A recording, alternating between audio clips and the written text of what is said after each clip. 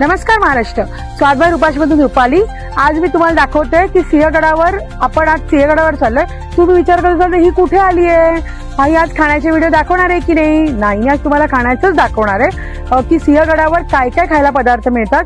झुणका आहे, भाकरी आहे, परत बरेच पदार्थ आहेत खाण्याचे। कैरी मिळते, काकडी मिळते आणि चुलीवरची झुणका भाकरी मिळते।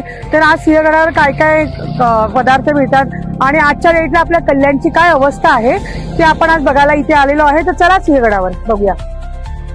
जय शिवराय, जय महाराष्ट्र।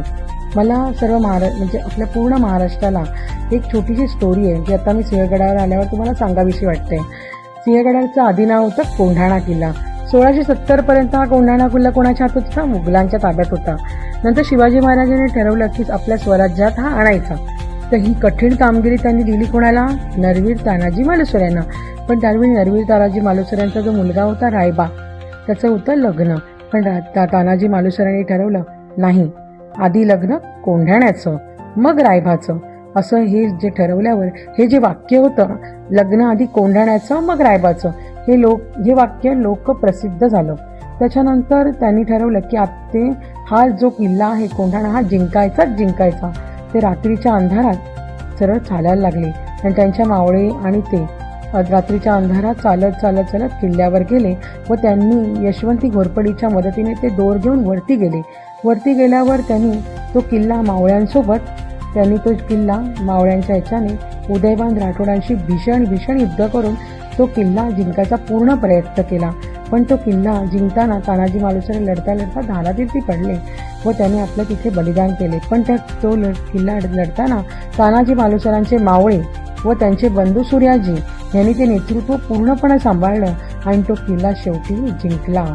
पण तानाजी मालुसऱ्यांच्या बलिदानाचं जेव्हा वृत्त हे शिवाजी महाराजांपर्यंत पोहोचलं तेव्हा शिवाजी महाराजांना भरपूर दुःख झालं आणि त्यांच्या तोंडातून एकच वाक्य निघालं, गड आला पण सिंह गेला। हे जेव्हा वाक्य निघालं तेव्हा कोंढाण्याचं नाव पडलं सिंहगड।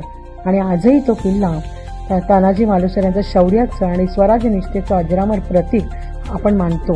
आणि जेव्हाही आपण त्या किल्ल्यावर जातो त्या धैर्याचं स्मरण आपण नेहमी सर्वजण करतो।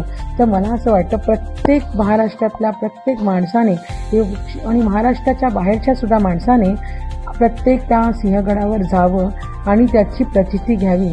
आजही त्या किल्ल्यावर गेल्यावर आपल्याला तानाजी मालुसऱ्यांचं जे धैर्य, त्यांनी जी लढाई केलेली आणि जे त्यांनी लढता तिथे बलिदान केलेलं आणि त्यांचं जे जिवंत व्यक्तिमत्व तिथे आहे आणि जो आपला किल्ला आहे त्याच्याबद्दल ते तिथे बघितल्यावर आपल्याला त्याची प्रचिती येते आणि इतकं छान वाटतं तिथे गेल्यावर। आणि तिकडचं वातावरण इतकं सुंदर असतं तर आपण जावं तिथे सर्वांनी, हीच मला सर्वांना सांगावंसं वाटतं।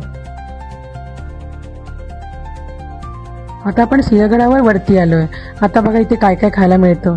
आता इथे मिळतं मका, मस्त कैरी, पेरू, शेंगा, अशा बऱ्याच वस्तू इथे मिळतात। आणि इथे याची खायची जी मजा आहे ती खूपच मस्त आहे। इथे गरम मके मिळतात, गरम भाकरी, ठेचा, सगळे पदार्थ इथे इतके सुंदर मिळतात की त्याचा आस्वाद सगळ्यांनी इथे यावा आणि घ्यावा। चला आता पुढे जाऊया आपण आणि मस्त आपण सगळ्या गोष्टींचा आस्वाद घ्यावा। इथे फॉरेनर पण येतात, तुम्ही बघितलं असेल आता तर फॉरेनर पण इथे येतात त्या गोष्टींचा आस्वाद घेण्यासाठी। आणि इथे प्रत्येक गोष्ट इतके मनापासून हे तयार करतात आणि जे आपले गावकरी लोक आहेत ते ही गोष्ट लोकांना मनापासून त्यांच्यापर्यंत पोहोचवतात। हेच खूप सुंदर आहे। आणि ती गोष्ट स्वच्छ आणि सुंदररित्या सगळीकडे करवंद आहेत, काकडी आहे, खूप छान पद्धतीने इथे त्याचं केलं जातं आणि सगळ्यांना हे दिलं जातं। खायला आलोय आणि हा वैजंती मावशी आहे। वैजंती मावशी स्माईल करा। ह्या वैजंती मावशी आहेत आणि याच्याकडे मस्त मटका दही, हे बघा दही बघू शकता, एकदम गाढ दही आहे। हे ह्यांच्या तिथे बनतं, आपलं हे घरी बनत नाही। किती पण ट्राय केलं ते घरी बनणार नाहीये, तुम्हाला खायला सिंहगडावरच यावं लागेल। आणि तुम्ही वैजंती मावशीकडे या दही खायला। हे बघा हे मस्त दही आहे, ह्यातले हे आता मी खाणार आहे। बाय। पण त्यांचं हॉटेल आहे वैजंती मावशींचं, इथे तुम्ही नक्की या दही खायला। आणि हे मस्त दही, भाकरी, चटणी, ठेचा यांच्याकडे सगळं मिळतं, त्यांच्याकडे या मस्त दही खाऊन जा. आता मस्त मटका दही आहे, त्याच्यावर आपण काळं मीठ चाट मसाला टाकून खाऊ शकतो. बघा दोन्ही आणि टाकून दिलेले आता मिक्स करून मी खाते.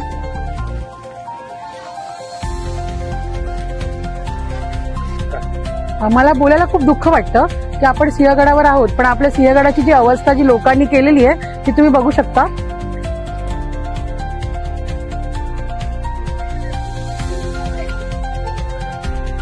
खाली इथे आलेलो आहे.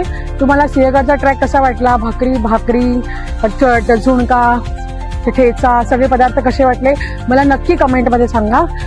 आणि तुम्हाला माझा जर ब्लॉग आवडला असेल तर शेअर करा, लाईक करा, सबस्क्राईब करा आणि बेल आयकॉन दाबायला विसरू नका. Bye bye.